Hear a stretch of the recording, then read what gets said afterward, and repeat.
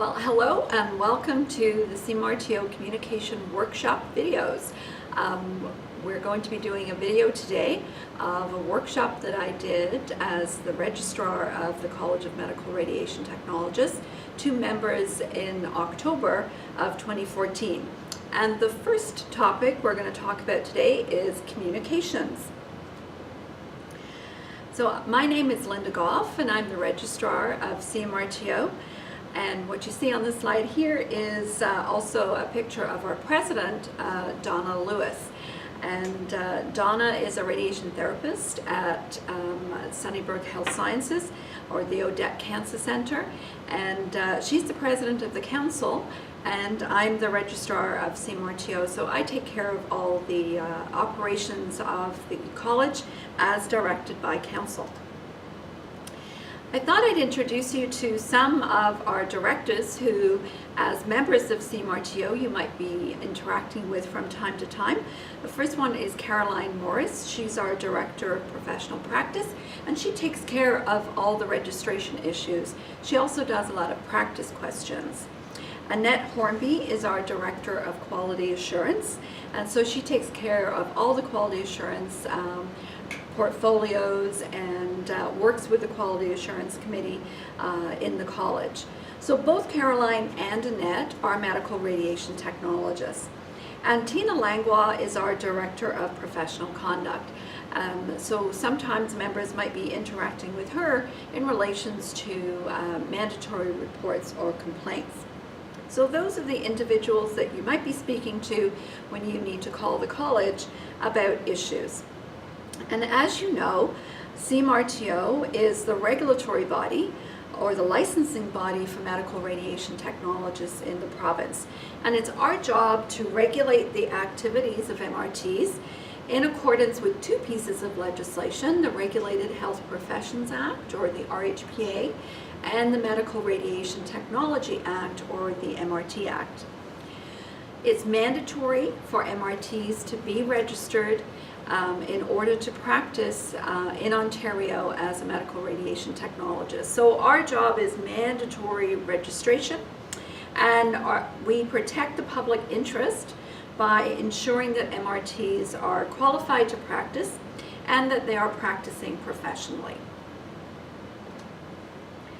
So the CMRTO is governed by a council or a board of directors.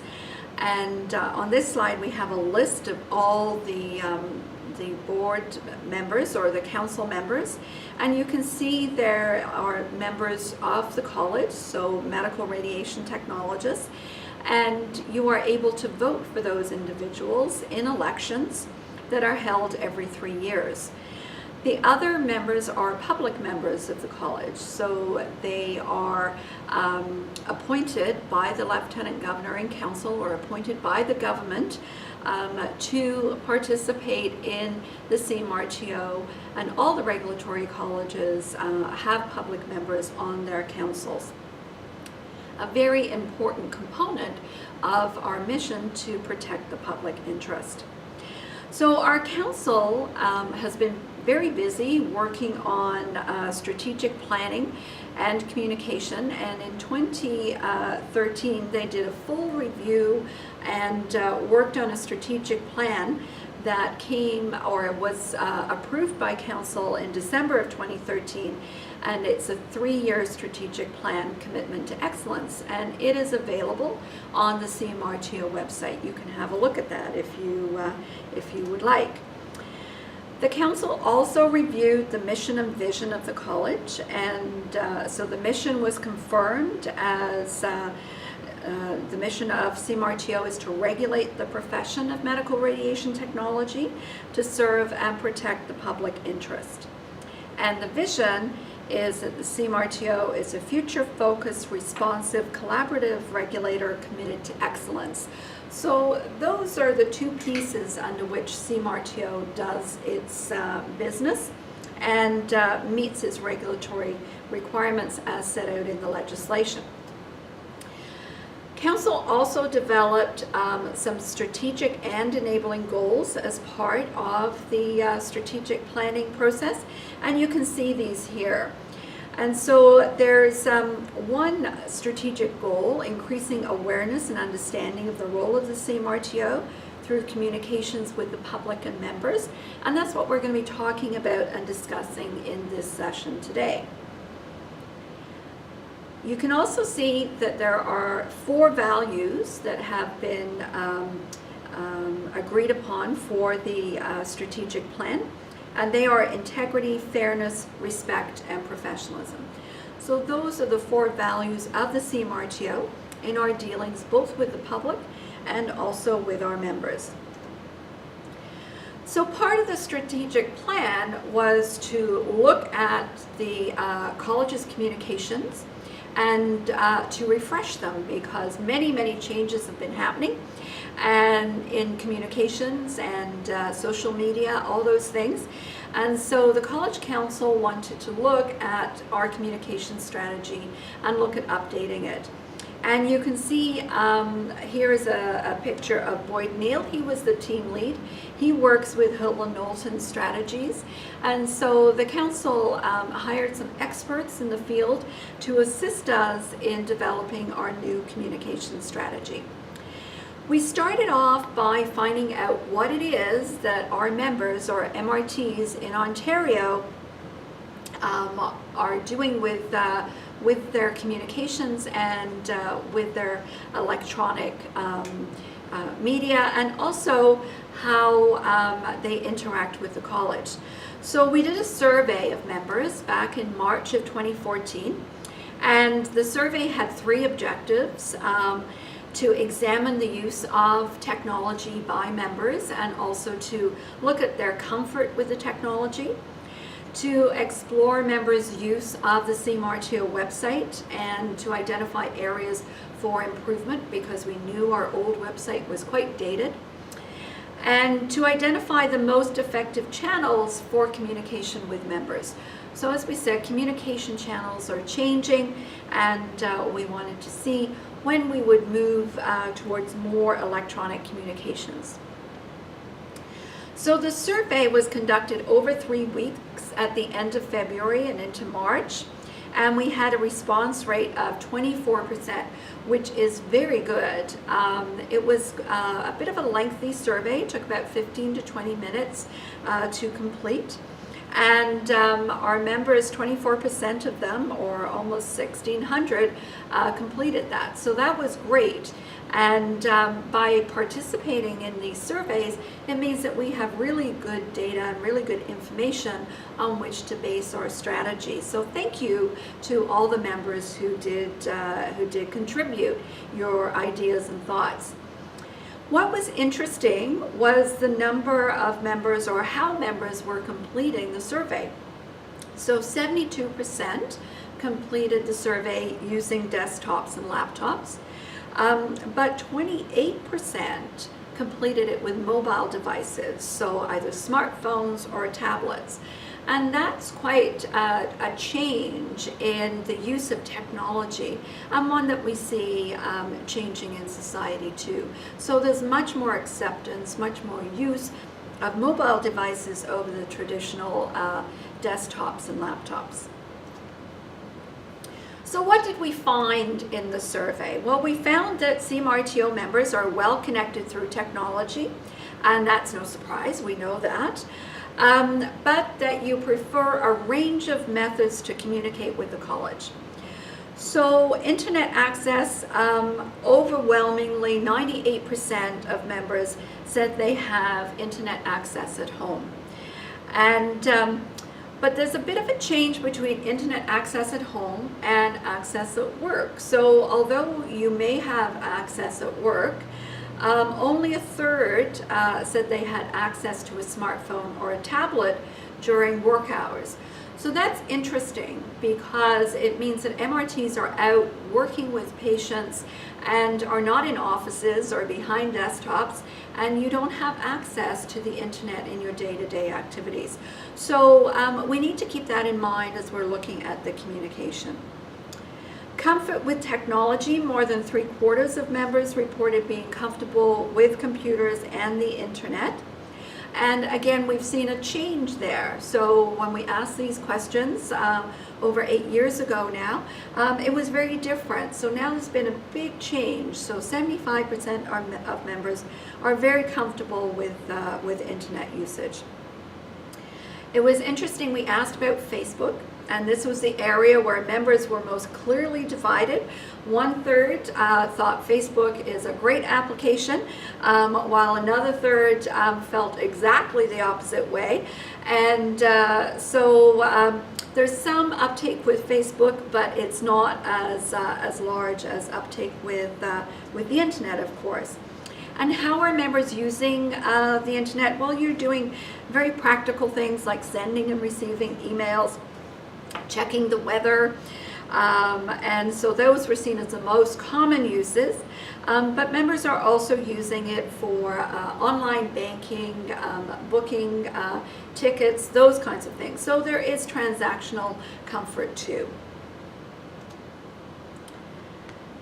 We asked about the website and how members were using the website, and you responded that you see it as a valuable resource, but it doesn't really integrate into your daily work. And that's reflective of the fact that you don't have access to the internet during work. But you are optimistic about its future use and specific sections within it. So about 3/4 of members reported visiting the website occasionally. And as we've had online mandatory renewal for almost 3 years now, we would expect to see that, right? You have to go to the website to sign into member services to do your renewal every year. Content, you found the website useful and informative, but you were particularly interested in online renewal, the mandatory part, professional registration, and quality assurance program sections. So again, the sections that you need to access regularly. Future use, members told us that they believe they will turn to the CMRTO increasingly for future needs, and that you're particularly interested in the What You Must Know About section of the website, videos, and an electronic version or an e-version of Insights. And of course, Insights is the CMRTO newsletter. Members told us that email correspondence is now the preferred method for communication now and into the future, followed distantly by the website and print mail. So this is where we've seen a huge shift, right? Members are now saying, when we asked this question 6 years ago, it was about 50-50 split. But now overwhelmingly you're saying that you prefer email communication. And rather than having print mail that is quite dense and not as frequent, you'd prefer to have smaller articles sent on a more frequent basis through email. And that reflects changes in communication strategies, not only with CMRTO, but with many organizations. About 2/3 of you feel that the level of interaction with CMRTO is about right. So we don't send you a lot of information. What we do send you, you need to know about. So you need to make sure when we do send you letters that that's usually related to a regulatory process. So you need to open your letters and review them and act on them. So we're not inundating CMRTO members with unnecessary communications. When we tell you something, you need to know about it. And so that's important, and you confirmed that that is an appropriate level of interaction. And the most common descriptors for the CMRTO are professional, helpful, and formal. So as a regulatory body, we do need to be professional, and we hope to be helpful, and perhaps we can do a little bit more about the formal piece.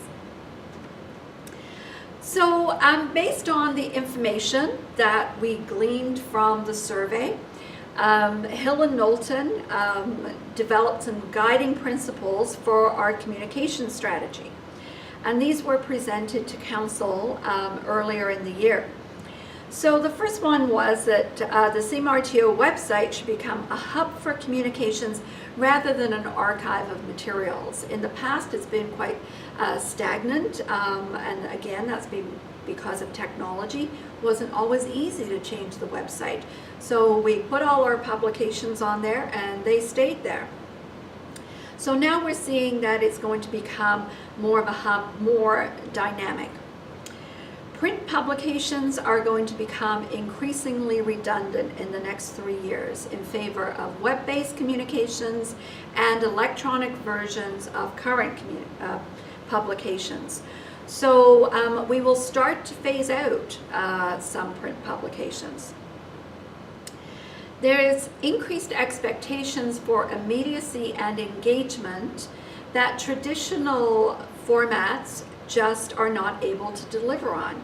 So electronic communications, we can send out very quickly, we can get feedback immediately, whereas print communications, as you know, are slower. That's why it's called snail mail, right? And so we need to be looking to support these increased expectations. The communication strategy also said that CMRTO should expand and refocus the audiences served by its communications. So we need to look at the users and how we can meet the needs of those users. And comfort with social media tools, of course, will only become greater, especially as member and patient demographics shift. So the recommendation is that CMRTO should start to explore using core social media programs now. So those were the guiding principles that were presented to Council. And based on that, a schematic was designed that shows the e-future or the electronic future of CMRTO communications. So it will be based around 3 different sections. Of course, the website, cmrto.org, Facebook now, and looking to Twitter in the future, and the real and virtual personal that I will explain to you later on in the presentation. So we started right away in 2014 with this new communication strategy. So it was approved by Council in June, and then our staff started to work immediately on our website. So we looked at redesigning cmrto.org to make the user interface more visitor friendly, to create tabs based on user expectations, and I'll show you some of those. We've put what's new right on the front page, so you don't have to go looking within the website. If you go straight to the front page, you can see what recently is happening at CMRTO and what you need to be aware of. There is a recommendation to add a blog to provide more information to the public and to members about issues related to medical radiation technology, and that will be happening sometime in 2015. We have used responsive design for ease of use on multiple devices, and what that means is that the website will scale the size, so the size adjusts to the size of the device that it's being viewed on. So whether you're viewing it on a laptop or on a tablet or on a phone, it will change its dimensions so that you're able to review it easily. So that's important, and that's new technology, and we're very pleased to be able to take advantage of that. We have brought the website in-house, and so that was a big thing. Our website used to be hosted outside of CMRTO. We've brought it in-house. We now have a server in our server room, and our staff work very hard at bringing it in-house. We have an IT communications person, and they take care of maintaining it, updating it, and making sure that it's working on a day-to-day basis. And the reason that we wanted to do that is now the technology is easier, we can manage it ourselves, but also we wanted to integrate it into existing email databases. So our CRM, or our management database, has email addresses in it. So now we can coordinate the sending of e-blasts through the website. So all in all, it's been a very cost-effective way of doing it, and now we're able to change it in a much easier and more responsive manner. So just about all the things for the website were done in 2014. And here's an image of our new website if you haven't gone and looked at it yet. It was released at the end of September, and we will be updating it on a regular basis. You can see scrolling down the page that we now have 4 big buttons, one for the public, one for members, one for students and applicants, and one for employers. So if you're looking for a particular piece of information, depending on what group you're in, you can click on those buttons and it will take you to the sections of the website that you're likely to be most interested in. The website is open to everybody. This is really just organizing the information in a different way depending upon the user. Now, although the website's open to everybody, of course, the member services section is password protected. And so that's where we have registration renewal and quality assurance. So that is protected and is secure, and no one else can go into that area except members into their own records. You can see in the bottom left, we have a section called Popular Links. And so what we have there are areas that you're most likely to go to. So we've got our quality assurance piece in there, member services. And in fact, the technology is such that although we've identified popular links for now, over time it will populate with the actual most popular links. So it will be interesting to see if that changes. And then in the What's New section, we have our latest edition of our newsletter, insights, information about the communications workshops that were held in October. Whatever is going on in the college at the time, you can find in the What's New section. So then moving on to social media, the other component of our communication strategy. So a Facebook presence was launched in September or early October of this year. And when I did the workshops around the province, so I did a number of workshops in 11 different cities, and so we were able to post announcements about the workshops. We were posting pictures of people at the workshops, and so it was a very engaging way to let members know about the workshops and what was going on.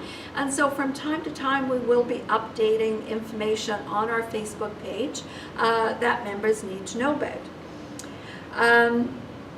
We have a section called Social Media Terms of Use, and so that sets out the rules for posting content. And of course, those are very standard. It just says that members will post content that is appropriate, refrain from using profanity, those kinds of things. And those social media terms of use were approved by council and are on the website as well as the Facebook page. We will be launching Twitter later on, probably early in 2015, and we're expecting that this will then enhance our reach into the social media world, and it will be used to direct members and the public to appropriate content on the website. So we will monitor the use of these. Our Facebook page now, we have about 350 likes.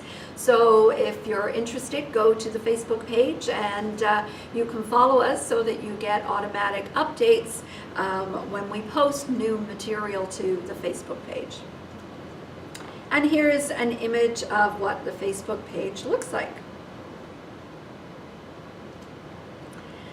So the third part of the communication strategy, you will remember, is the real and virtual personal. And so what that means is which audiences are we trying to reach with our communications.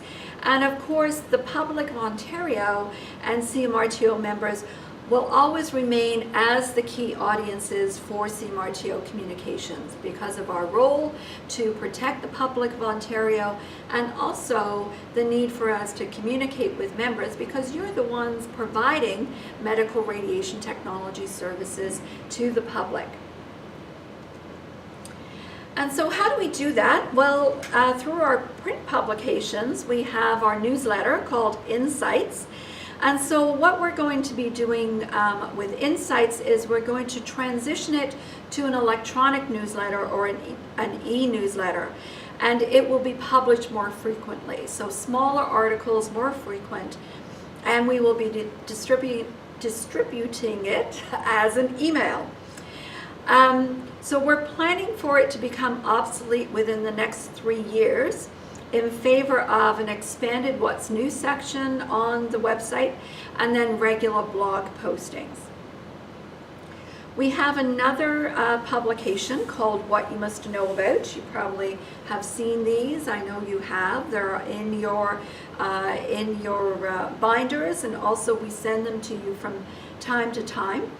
And members told us in the survey that they really like the What You Must Know About. So they're often practice guidelines, or they provide more information about particular legislation that you need to know about, such as the Healthcare Consent Act, the Sexual Abuse Prevention Program, registration, all those kinds of things. So you have asked us to maintain those, and we will be enhancing them.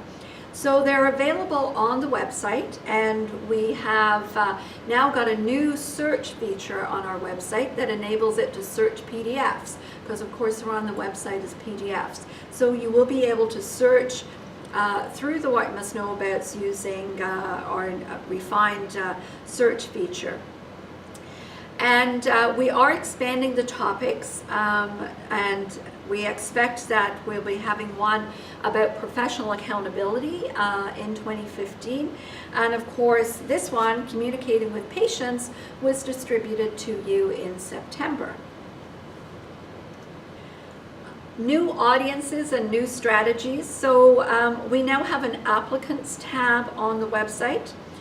And so this is an area where applicants can go, not just our internationally educated applicants. They've always been very engaged with the CMRTO through electronic communications, but also our Ontario applicants, so the students who are in the Ontario programs.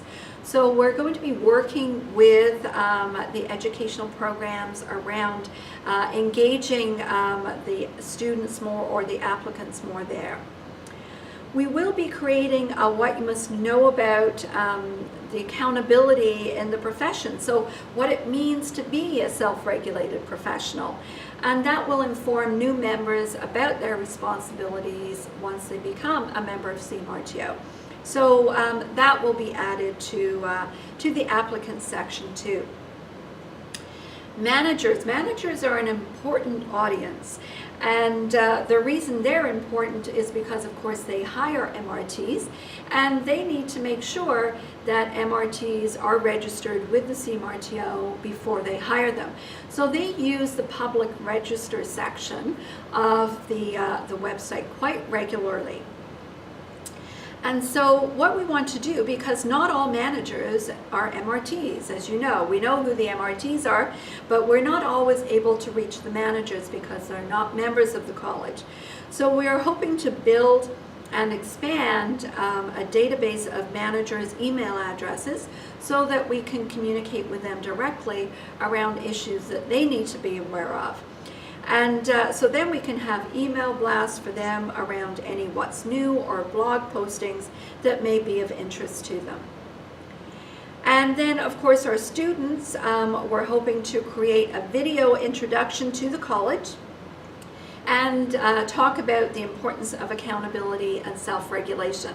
So on a regular basis, the educational programs do invite me or Caroline or Annette to speak to their students, and we're hoping to be able to have a video to supplement those in-person presentations.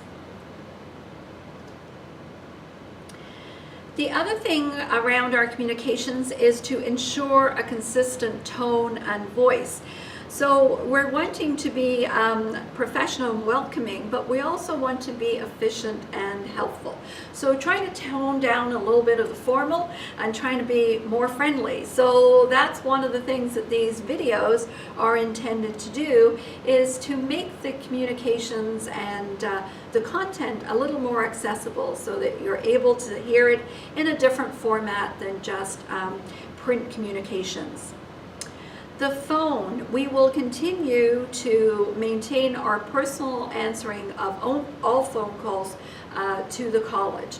And council feels very, very strongly around this, that it's an important piece to maintain. And we have an individual, we have a communications associate, Kathy, when you call the office. She's the one most regularly who will be answering the phone.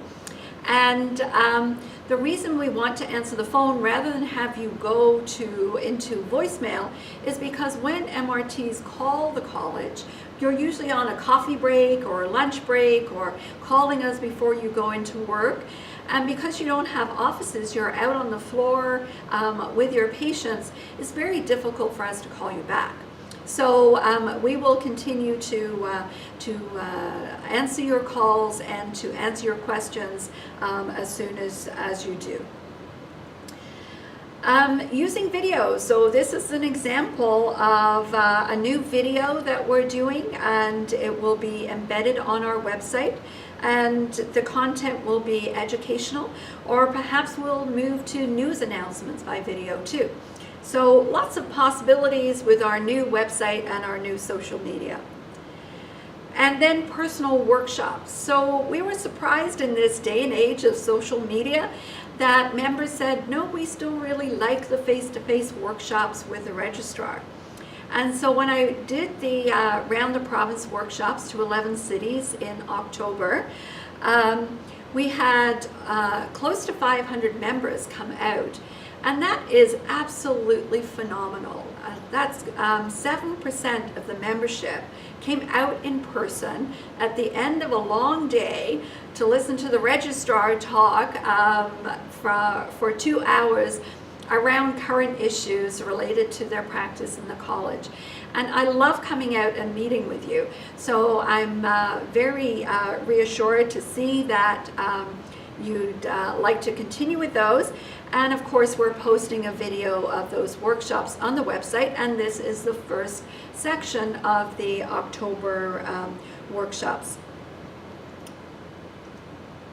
So watch the CMRTO's communications over the next 2 years, because things are going to be changing. So thank you very much for watching this video. This is the last part of the first section of the communications workshops, and hopefully you'll be able to have time to look at the other 2 sections later on. Thank you.